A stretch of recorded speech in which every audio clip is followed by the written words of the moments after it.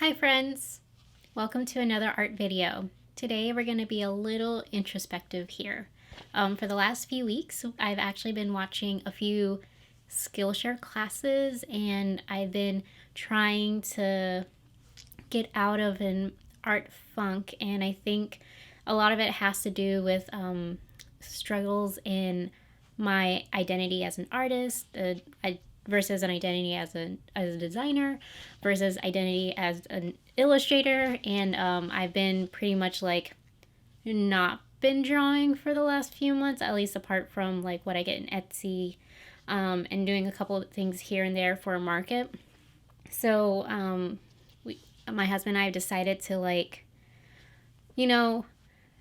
he's like, I got you Skillshare for your birthday, and you don't just watch a video or something at least once a week. Let's try and make it worth it. And I was like, okay, fine, we'll watch something. And so we've been watching a lot of creative classes, some on YouTube, some mostly about like the creative process, and a lot about like introspection of how you feel and what you should do as an artist.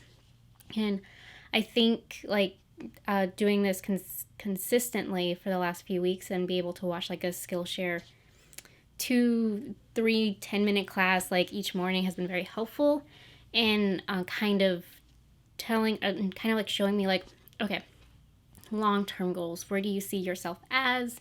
Where do you see yourself at? And what can you do now to kind of just push yourself to that goal. And it's just been very helpful, especially like as an artist, you're always going to be like, but what about my style? Like, what should I draw? What should I be focusing on? And my husband and I have actually been like doing a lot of meetings.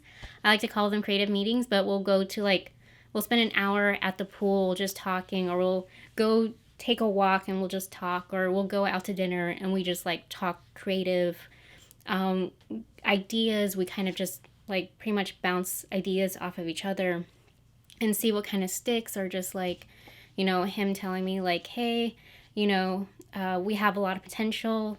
I think we could take this idea and run with it. And I'm usually like, yeah, we should do that. And then also, me being like the procrastinator that I am, I don't write anything down. So I'm actually actively writing things down now, and that helps. We just bought a whiteboard and we bought some dry erase markers so we can actually visually see what we want to do, like a goal for the week or whatever. Like, hey, maybe edit this video, or like maybe sketch in the morning. And every morning we're like, so this is my goal today. What are your goals? And we'll tell each other our goals on our way to work, and that helps a lot with accountability between the two of us. Like, he'll say like, my goal is to practice from a music book, and my goal is to work on a commission, whether it's a sketch or just painting it. So it helps to like keep each other in balance in the entire creative process. And it's not just for like drawing and illustrating. Like for him, when he's like practicing music, it helps him a lot too. So during these creative talks, we'll just kind of like delve deep a little bit. And I'm a sensitive person, I'm very emotional. So like, the talks aren't always very easy to deal with, but they are like necessary to go through.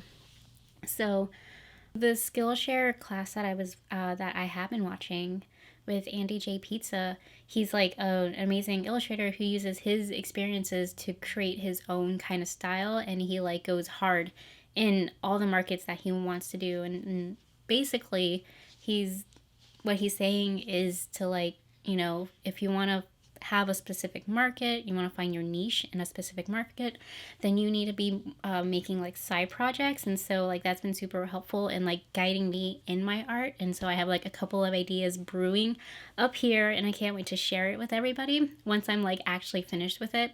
I'm in the process for a few things, and I'm still in the brainstorming session. So that's kind of it's actually exciting to be creative in a way. That's not just doing, but also talking and thinking in like terms of future and long-term goals.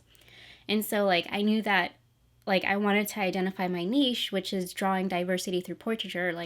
I it's just so funny just seeing my stuff from this past year and just being like, yeah, that makes sense.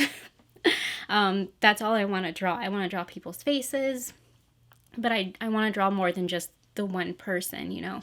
Being a woman of color, it's important to like make sure you're having like diversity in your art. Because I know there's a couple of artists that I used to follow who only drew one type of woman. So it's good to be self-aware and aware of what people are making also, and like finding where you can fill in the void. So we have, it's nice to be able to like put a kind of a sticker on the whole rebrand process, like, hey, I'm Stephanie Nieves and this is what I actually do. And I'm calling it out on my Instagram, and I'm going to call it out on my YouTube. I'm finally going to go through and like update pictures on YouTube, Etsy, Facebook. I've been super lax about that. I'm going to try and like update them to the same picture, which is this picture. But eventually I'm going to draw a new portrait of myself because I have way longer hair now. So long. So I kind of want to reflect that as well. Kind of just like, hey, this is 2021 me. So it's super exciting to be able to just like, yes, this is what I do, and I plan on like revamping my website. Like I'm gonna go to my sister and be like, hey, it's been a few months and I know you did this, but can you like update this for me again? So, and kind of just like specifically pick drawings and illustrations that I think work with my personal mission and my personal goal. And that's to share with you guys. So that'll be down hopefully within the next couple of months, and hopefully I don't procrastinate, but definitely have that as, that's a bad habit of mine. Now that I found my niche, I know what I want to do for all my platforms, and I just want to make sure that I'm showing people who come onto any of my social media pages, whether it's YouTube or Instagram or whatever, that they know what I'm about, just right up front. And long-term goals, I hope to be hired by future clients who also support in this mission and this goal of mine in my market, whether it's just a regular illustration or a children's book or a poster even. I think it's super important, and that's what I want people to hire me for. And at the end of the day, I just want people to appreciate what I draw, and how we can all see beauty and diversity. Speaking of diversity, the other week I uploaded a video to my YouTube about the process of drawing The Adventures of Charlie and Baxter. Let's see if it'll take. This is a project that I'm really proud to have been a part of. My friend Sarah, who is the author, that's her name right there.